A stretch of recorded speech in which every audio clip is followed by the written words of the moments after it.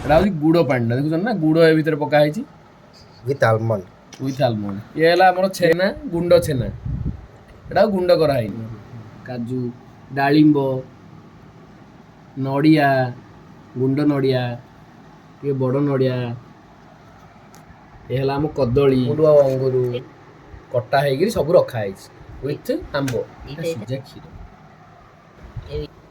ତ ପ୍ରଥମେ ଆମେ କଦଳୀଟା ପକେଇଦେବା କଦଳୀ ଯାକ ହେଲା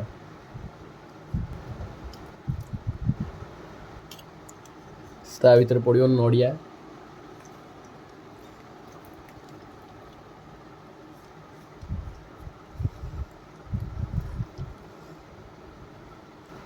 ୟା ପରେ ଆମର ଯେଉଁ ଏଇ ଛେନାଟା ଅଛି ଏଇଟାକୁ ଗୁଣ୍ଡ କରି ପକାହେବ। ଏମିତି ହାତରେ ଧରିକି ଏମିତି ଗୁଣ୍ଡ କରିଦେବେ ଭଲ ଭାବରେ ଇଏ ମିକ୍ସ ହେବ।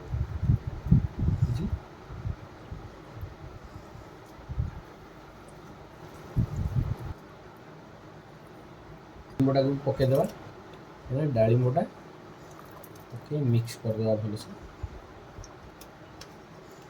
ଆପଣ ଆଉ ଟିକେ ଦେଖିକି ଟିକେ ଭଲ ଡାଳିମ୍ବ ଆଣିବେ ଯେଉଁଟା ଟିକେ ଲାଲ ଲାଲ ପାଣିଟାକୁ ମିକ୍ସ କରିଦେବା ଯେଉଁଟାକି ଗୁଡ଼ ହେଲା ପଡ଼ିଛି ଦେଖନ୍ତୁ ଏ ଗୁଡ଼ଟା ଆମର ପକା ହେଇଛି ଭିତରେ ଗୁଡ଼ଟା ବତୁରି ଯିବା ପାଇଁ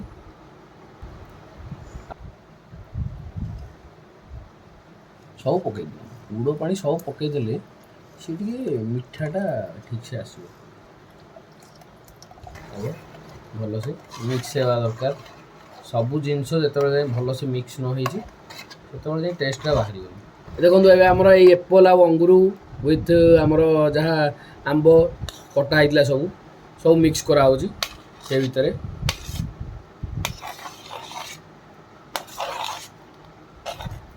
ସବୁ ଢାଳିଦେବେ ଢାଳି ତ ମିକ୍ସ କରିନେବେ ଆଉ ପଣା ଗୋଟେ ଘାଣ୍ଟ କରିବେ ଏମିତି ପିଇକି ଲୋକ